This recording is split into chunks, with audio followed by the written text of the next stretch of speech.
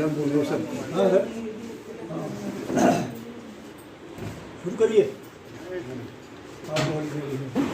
और मैं सभा से ताल्लुक़ रखती हूँ। और आज हमारी जो कॉन्फ्रेंस जो है, आज मैंने अपने इन भाइयों को देखा।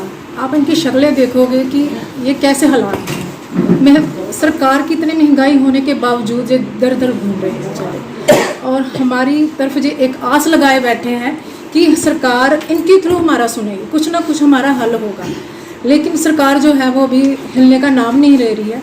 लेकिन ये है कि हम जितने भी सभा में बैठे हैं यहाँ पे, तो हम सरकार से ये अनुरोध करते हैं कि इन टीचर्स का कुछ ना कुछ हल करें, और इनकी जो पेमेंट रुकी हुई है 4-4 महीने की है, वो उनको दी जाए जल्दी से जल्दी, और जो भी इनकी प्रॉब्लम्स है और उनको सुने।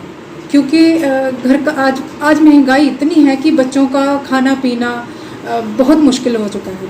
क्योंकि इन बच्चों का खर्चा जो निकालना, बच्चों की हर चीज़ मुहैया करवाना इनके बस में नहीं है। और ये दर बदर इसलिए घूम रहे हैं कि कम से कम हमारा कहीं ना कहीं हमारी सरकार हमारी गुहार सुने।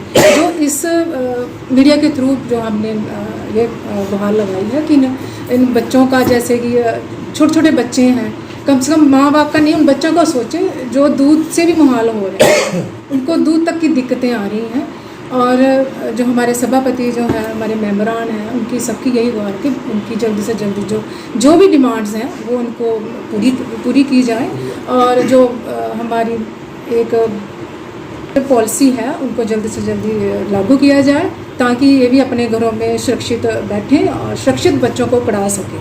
जय गुरु। श्री गुरु रविदास सभा ने एक प्रेस कॉन्फ्रेंस की है, जिदे डिमांड रखी सरकार के अगे कि सरकार वो मुलाजम जिहड़े साड़ी बरादरी दे ने, SC कैटागरी दे ने, रिजर्व कैटागरी दे ने, वो बेचारे 3-4 महीने के धरने पर बैठे हुए हैं अंबेडकर चौक जम्मू च। सरकार ने अजे तक उनकी कोई सुध नहीं ली है। उनकी मजबूरी है, क्योंकि उन्हें उनकी नौकरी जी श्रीनगर च है। श्रीनगर इस वेले हालात बड़े खराब ने, उत्थे टारगेट किलिंग होआ दी है, वो उत्थे नौकरी कर ही नहीं सकते है।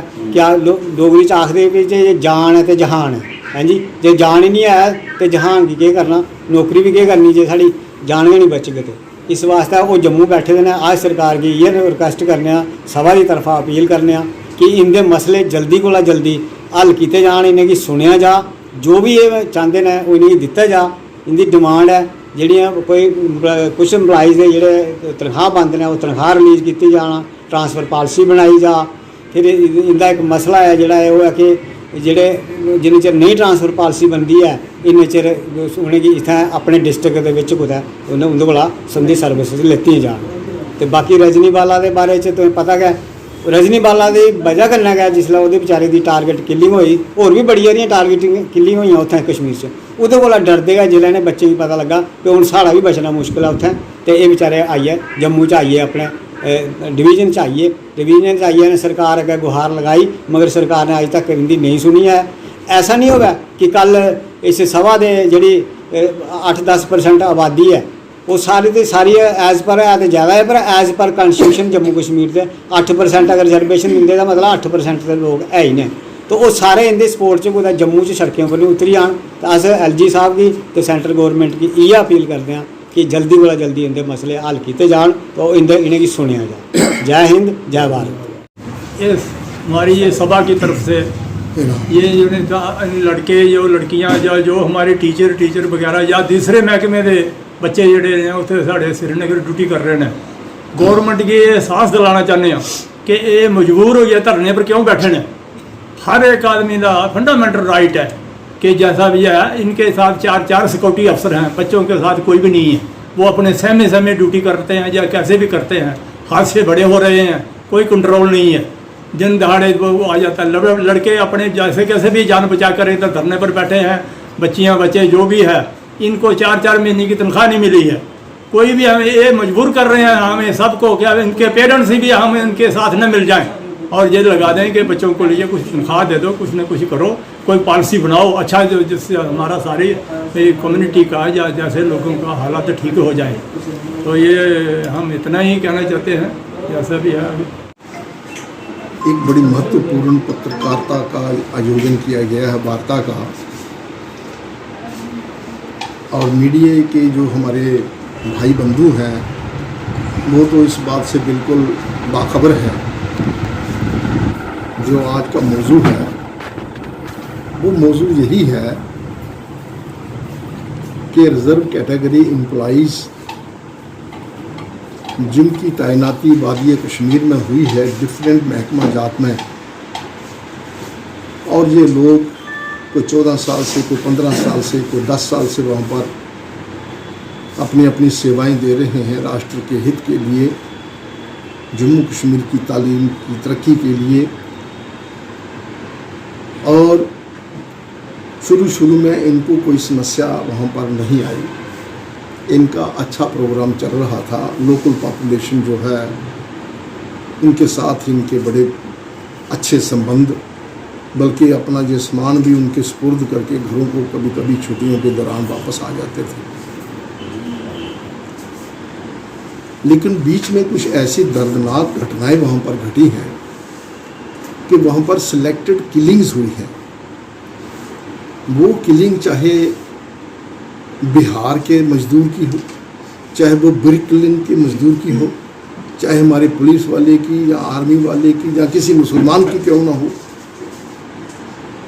और उस पर शर्म ज़रीफ़ी ये कि रिज़र्व कैटेगरी की ही एक मुलाजमा रजनी बालाजी महकमा तालीम में जो अपनी ड्यूटी सर अंजाम दे रही थी, मिलिटेंटों की गोलियों का वो शिकार हो गई और एक हंसता खेलता परिवार जो है वो उजड़ गया, उसकी जीवन लीला समाप्त कर दी गई। सरकार ने बड़े दावे किए, बड़ा यकीन दिलाया कि कोई वापस ना जाए घरों को, अपनी अपनी ड्यूटियां दो। लेकिन वो वहाँ जो एक ऐसा दर्दनाक माहौल पैदा हो गया कि बेबस होकर ये लोग अपना सामान और अपनी जान की हिफाजत करते हुए अपने घरों को वापस लौटे। रजनी बालाजी तो वापस नहीं आ सकती, लेकिन जो बचे हुए हैं वो तो घर वापस आ सकते हैं। आगे गवर्नमेंट की ड्यूटी है इनकी जान और माल की रक्षा करनी, वो हमारा संविधान भी इस बात की गारंटी देता है। और यूनियन गवर्नमेंट तो बार बार यही कहती है कि हम जम्मू कश्मीर को एक बेहतरीन यूटी बना के हमने पेश की है, लेकिन जिसके घर का चिराग बुझ जाता है उसको पूछो कि क्या माहौल है। रिजर्व कैटेगरी आदमी या उनके नेता इनके साथ बैठ के अगर कोई अपनी आवाज बुलंद करते हैं तो उनको भी समझा जाता है कि इस बीच में कोई ना कोई है।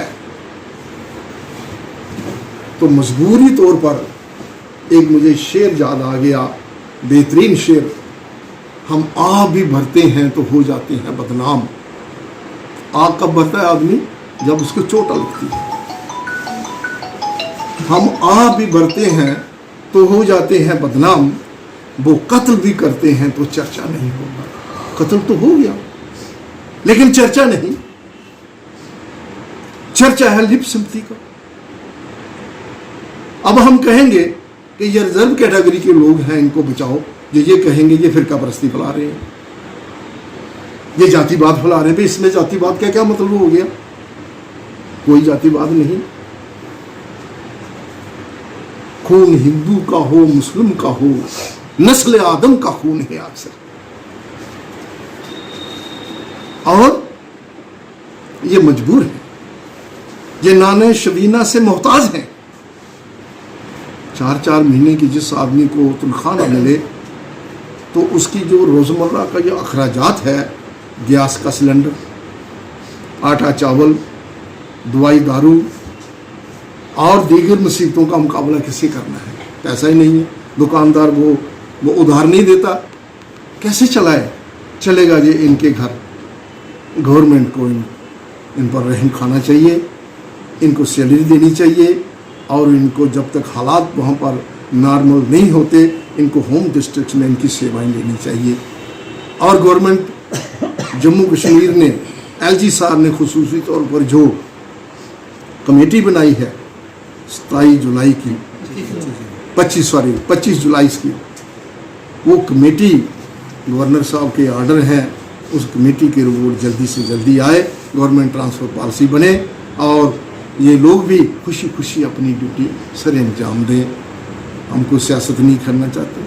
श्री गुरु रविदास सभा एक सोशल रिलीजियस ऑर्गेनाइजेशन है। ये गुरु रविदास महाराज के बताए हुए, बाबा साहब भीमराव अम्बेडकर साहब के बताए हुए मार्ग पर चलने वाली संस्था है। लेकिन जहाँ जहाँ भी किसी मजबूर की आंखों का आंसू का कतरा गिरता है तो मान लीजिए कि हमारा खून जो है वो उबाल खाता है, दुख होता है। श्री गुरु रविदास सभा कठुआ इन पीड़ित परिवारों के साथ शाना बशाना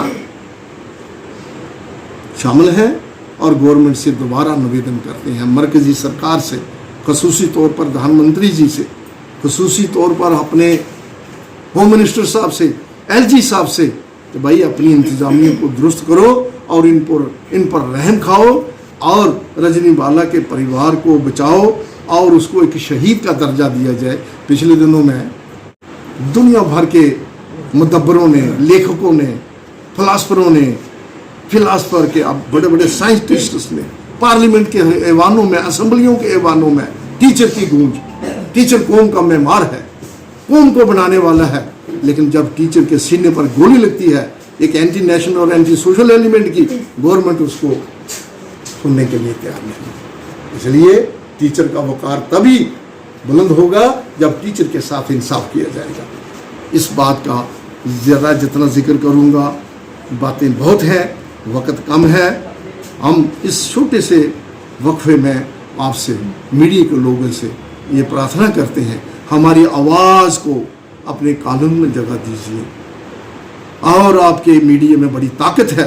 अगर आपका मीडिया हमारी बात को प्रोजेक्ट करेगा, इन बच्चों की, इन सरकारी कर्मचारियों की जो रिजर्व कैटेगरी के बच्चे हैं, ये उम्र भर आपको दुआएं देंगे कि हमें कामयाबी मिली मीडिया की वजह से। मैं दोबारा गुजारिश करूंगा आपसे, आप सहयोग दीजिए और इन्हीं शब्दों के साथ जय भीम, जय भारत।